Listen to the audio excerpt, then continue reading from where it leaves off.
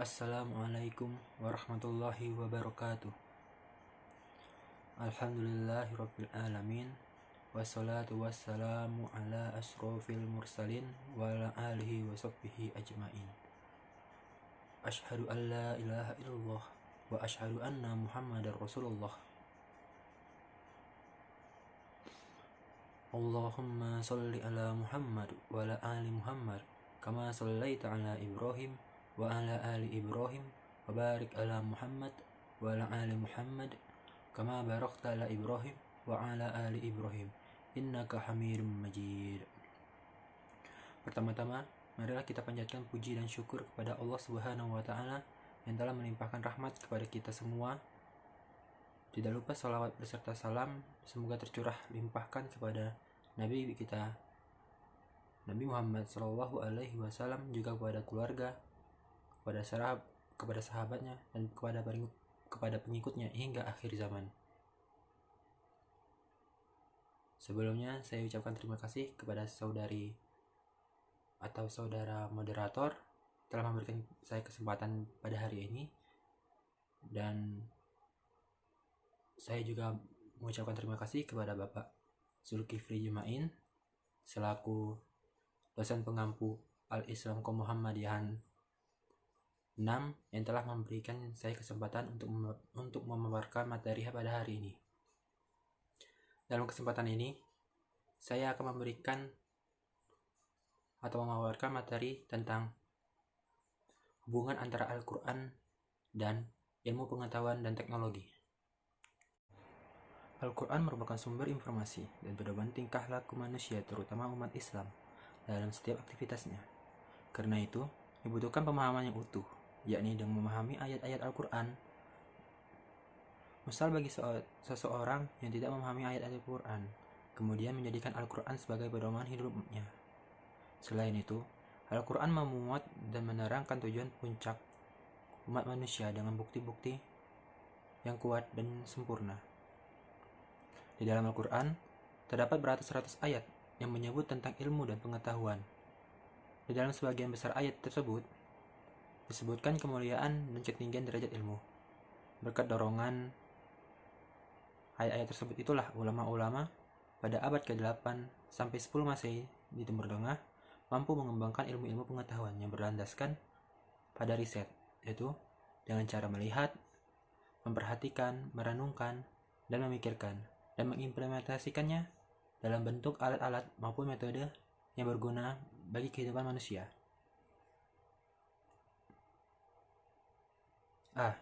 Interrelasi kebenaran Al-Quran dan iptek. Interrelasi berasal dari dua kata, yaitu inter dan relasi. Inter adalah bentuk terikat di antara dua, sedangkan relasi adalah hubungan atau berhubungan. Jadi, interrelasi merupakan hubungan antara dua masalah yang saling terikat. Dalam pembahasan ini, berkenan dengan hubungan kebenaran Al-Quran dan iptek. Ilmu pengetahuan dan teknologi adalah salah satu sarana manusia untuk menuju kehidupan di dunia yang lebih baik. Oleh sebab itu, dalam Al-Quran pun tak luput memberikan petunjuk tentang ilmu pengetahuan dan teknologi bagi kehidupan manusia. Al-Quran menuntun manusia pada jalur-jalur riset yang akan ditempuh sehingga manusia memperoleh hasil yang benar. Al-Quran juga sebagai hudan memberi kecerahan pada akal manusia. Kebenaran hasil riset dapat diukur dari kesesuaian nama rumus baku dan antara akal dengan nakil. Al-Quran merupakan rumus baku alam semesta dengan segala perubahannya sebagai persoalan yang layak dan perlu dijawab. Solusi tentang teka-teki alam semesta akan terselesaikan dengan benar jika digunakan formula yang ada di dalam yang tepat, yaitu Al-Quran. Dengan demikian, ayat-ayat kauniyah dan ayat-ayat Qur'aniyah akan berjalan secara paralel dan seimbang. Ilmu pengetahuan seperti ini, jika menjelma menjadi teknologi, maka akan menjadikan teknologi berbasiskan Al-Quran atau teknologi yang Qur'anik.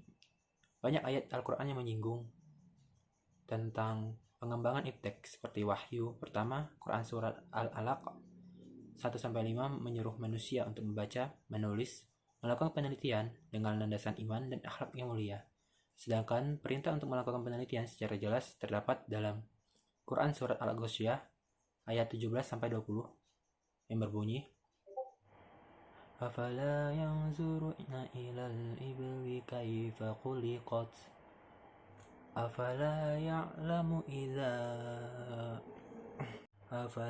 yanzuruna ilal ibli kaifa khuliqat wa ilas samai kaifa rufi'at wa ilal jibali kaifa tusibat wa ilal ardi kaifa sutihat, yang artinya, maka apakah mereka tidak memperhatikan unta bagaimana dia diciptakan, dan langit bagaimana ia ditinggikan, dan gunung-gunung bagaimana ia ditegakkan, dan bumi bagaimana ia dihamparkan.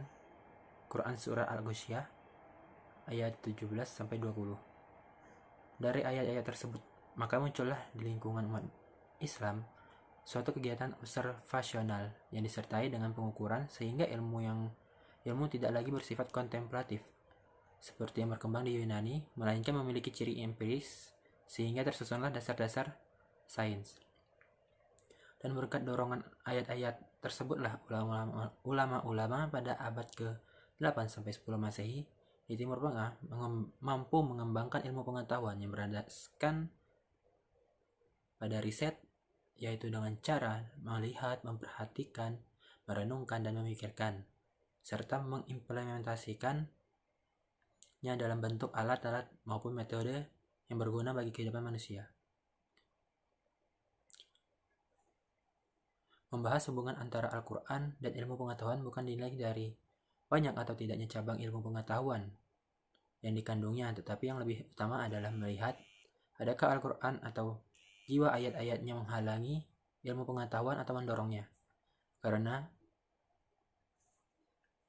kemajuan ilmu pengetahuan tidak hanya diukur melalui sumbangan yang diberikan kepada masyarakat atau kumpulan ide dan metode yang dikembangkannya, tetapi juga pada sekumpulan syarat-syarat psikologis dan sosial yang diwujudkan, sehingga mempunyai pengaruh positif atau negatif terhadap kemajuan ilmu pengetahuan. Dalam Al-Quran ditemukan kata-kata ilmu dalam berbagai bentuknya yang terulang sebanyak 854 kali.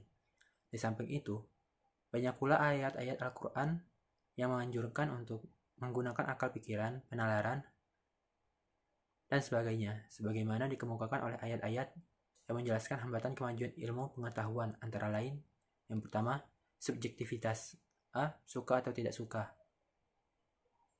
dan B. Taklid atau mengikuti tanpa alasan. Yang kedua, angan-angan dan dugaan yang tak beralasan.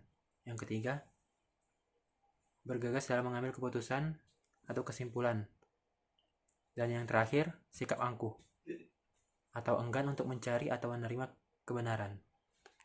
B. Bukti-bukti ilmiah kebenaran Al-Quran dalam bidang pertanian. Seperti yang telah dikemukakan bahwa salah satu pembuktian tentang kebenaran Al-Quran adalah ilmu pengetahuan dari berbagai disiplin yang diisyaratkan. Memang terbukti bahwa sekian banyak ayat-ayat Al-Quran yang berbicara tentang hakikat ilmiah dan yang tidak dikenal pada masa turunannya, namun terbukti kebenarannya di tengah-tengah perkembangan ilmu seperti ilmu pertanian dalam hal mempertahankan kehidupan. Ada beberapa hak yang harus dipenuhi manusia. Yang paling penting adalah hak untuk mempertahankan hidup. Dalam rangka mempertahankan hidup, manusia selalu dihadapkan pada kebutuhan yang beraneka ragam dan tidak terbatas. Salah satunya adalah kebutuhan pangan. Kebutuhan pangan merupakan salah satu kebutuhan primer manusia yang tidak dapat ditangguhkan. Artinya, setiap hari manusia membutuhkannya. Untuk memenuhi kebutuhan tersebut,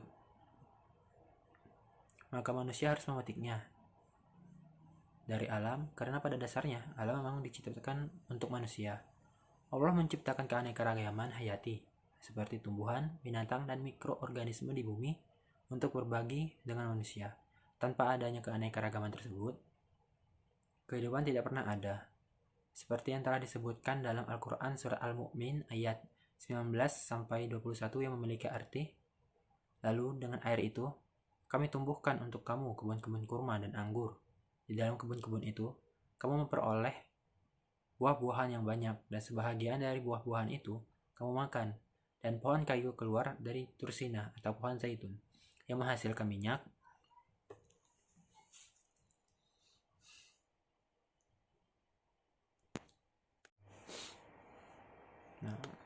Menghasilkan minyak dan pemakan makanan bagi orang-orang yang makan. Dan sesungguhnya pada binatang-binatang ternak benar-benar terdapat pembelajaran yang penting bagi kamu. Kami memberi minum kamu dari air susu yang ada dalam perutnya, dan juga pada binatang-binatang ternak itu terdapat faedah yang banyak untuk kamu, dan sebahagian daripadanya kamu makan. Islam menganjurkan kepada manusia untuk memanfaatkan secara efektif sumber daya alam yang ada di bumi, yang berarti tidak mengadakan kerusakan yang menyebabkan bencana, karena keefektifan atau penggunaan secara bijak merupakan manifestasi dari rasa bersyukur atas apa yang telah diberikan kepada Allah Subhanahu wa Ta'ala kepada manusia. Kesimpulan, Al-Quran sebagai kitab suci umat Islam seringkali diragukan dalam hal keterkaitannya dengan ilmu pengetahuan. Hal ini tentulah menjadi suatu tantangan tersendiri bagi umat Islam untuk menelaah lebih jauh kandungan dan isi dari kitabnya tersebut. Sebenarnya, bila kita telah ayat per ayat dalam Al-Quran, keraguan akan keabsahan dari kualitas materi kitab ini bisa terjawab dengan mudah. Maka, hanya orang-orang yang mengamati dan memperhatikan Al-Quran dengan cermatlah yang akan mendapatkan tanda-tanda kebesaran Allah Subhanahu wa Ta'ala dan kebenaran Al-Quran pada setiap penemuan ilmiah yang diperoleh oleh manusia. Al-Quran menganjurkan manusia untuk mencari ilmu pengetahuan yang terdapat di langit dan bumi. Namun, tentulah hal itu jangan sampai menyimpang dari apa yang telah digariskan dan dibatasi oleh Allah Subhanahu wa Ta'ala yang sebagaimana tertera dalam Al-Quran. Beberapa bukti autentik dari penelitian ilmiah tentang alam yang telah dilakukan sampai saat ini setidaknya telah menjadi bukti bahwa kandungan Al-Quran tentang ilmu dan fenomenanya sangatlah benar apa adanya. Maka sebaiknya mulai saat ini seluruh umat Islam dan seluruh kaum ilmuwan sadar bahwa kandungan Al-Quran tentang ilmu pengetahuan tidak dapat diragukan lagi. Dan tentulah hal ini ditujukan kepada penguatan akan adanya pencipta Al-Quran itu sendiri, yang tidak lain adalah Allah Subhanahu wa Ta'ala. Sekian materi pemaparan yang telah saya berikan pada hari ini. Saya mohon maaf jika ada salah kata dan perbuatan, baik disengaja ataupun tidak. Kepada Allah saya mohon ampun. Billahi fi sabilil haq fastabiqul khairat. Nasrun minallah wa fathun qarib wa basyiril mu'minin. Wassalamualaikum warahmatullahi wabarakatuh.